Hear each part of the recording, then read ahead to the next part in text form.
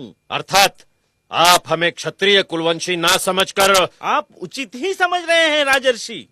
जब तक सर्वशक्तिमान पुरोहित वर्ग आपको क्षत्रिय होने की मान्यता नहीं देता, तब तक। नारायण भट्ट,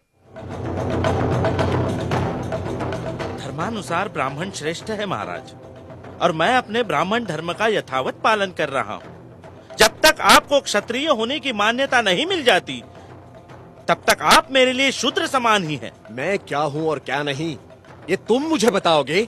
मैं ठुकराता हूँ तुम्हारे नीति नियमों को, तुम्हारे चातुर्वर्ण के षड्यंत्र को।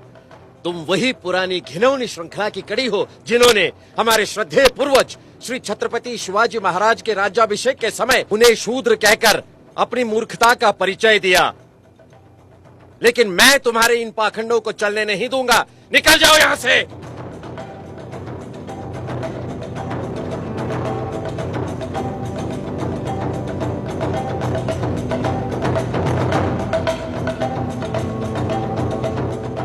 जहां राजा के साथ इस तरह का व्यवहार होता है तो सामान्य जनों का क्या?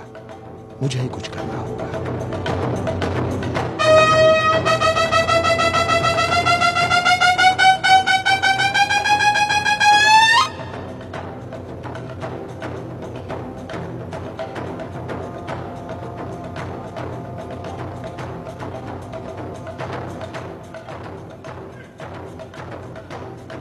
वर्णवाद ने हमें ही अपमानित किया है। हमारे साथ ब्राह्मण वर्ग का व्यवहार दुर्भावनापूर्ण है। जब हमारे साथ ही दुर्व्यवहार हो रहा है तो प्रजा को न जाने क्या क्या कष्ट झेलने पड़ते होंगे। कुलकर्णी किसानों से जबरन पैसा वसूल करते हैं। वो किसानों का शोषण समाप्त करने के लिए हम कुलकर्णी प्रथा के बजाय पटवारियों की नियुक्ति करते हैं। हम ऐलान करते हैं कि राजकोष से कोई भी इनाम या उपहार ब्राह्मण वर्ग को नहीं दिया जाएगा। हमारे राज्य में सरकारी दफ्तरों में पिछड़ी जाति तथा निर्बल वर्ग को 50% आरक्षण लागू किया जाएगा तथा प्रत्येक देहात में प्राइमरी स्कूल खोला जाएगा। निम्न वर्ग के लोगों के लिए शिक्षा का व्यापक प्रसार किया जाएगा। मुस्लिम प्रजाजन शिक्षित बने, इसलिए हम स्वतंत्र रूप से मुस्लिम शिक्षा समिति गठित कर रहे हैं। कोल्हापुर रियासत का प्रशासन बहुजन कल्याण के लिए वचनबद्ध है।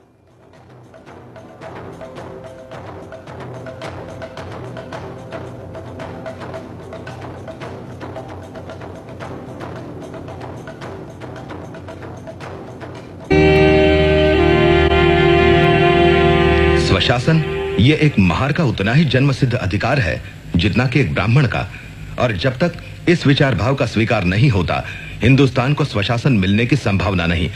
जिस स्वराज में पिछड़ी जातियों को मूलभूत अधिकार नहीं मिलते वो सही स्वराज नहीं होगा, वो एक नई गुलामी होगी, एक महार। ओह, कितना प्रभावशाली विधान है। दीवान साहब, आप जानते हैं इस पत्र का अनामक लेखक कौन है? नहीं योर हानिस। डॉक्टर अंबेडकर। दत्तोबा पवार ने मुझे बताया।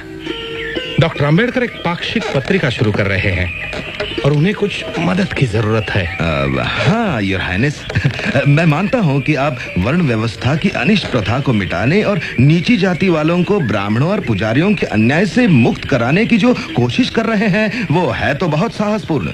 फिर भी हमें जल्दबाजी नहीं करनी चाहिए। नहीं दीवान साहब, हमें हर तरह से डॉक्टर अंबेडकर का उत्साह बढ़ाना चाहिए, हर तरह से। हम मदद करेंगे उनके पाक्षिक मूक नायक की। मूक नायक, वंचित जगत का नायक।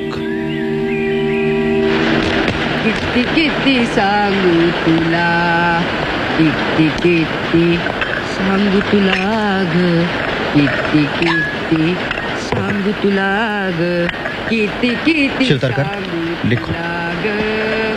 हिंदुस्तान भेदभाव का घर है। हिंदू समाज कई मंजिली इमारत जैसा है जिसमें ना तो दरवाजे हैं और ना ही सीढ़ियां। जो जिस मंजिल पर पैदा हुआ है उसे उसी मंजिल पर मरना है।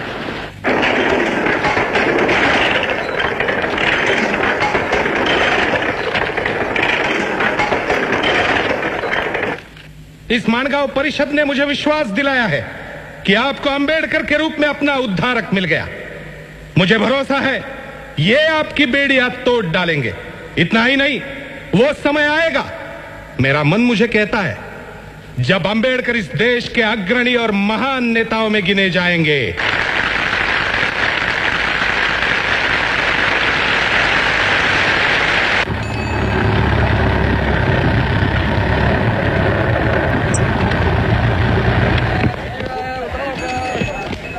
अंबेडकर, ओ अंबेडकर, रमा, कौन हो सकता है? ओ अंबेडकर।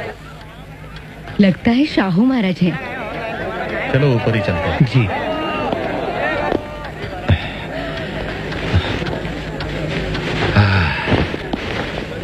नमस्ते महाराज, बैठिए। अंबेडकर, हाँ, एक कप तुम्हारी स्पेशल चाय मिलेगी बहन रमाबाई। रामू, चाय।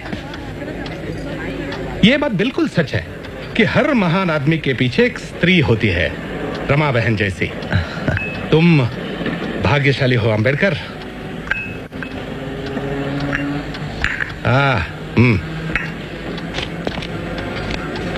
हाँ,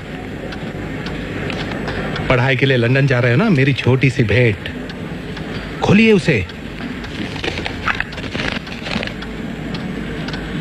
धन्यवाद। बहुत अच्छे।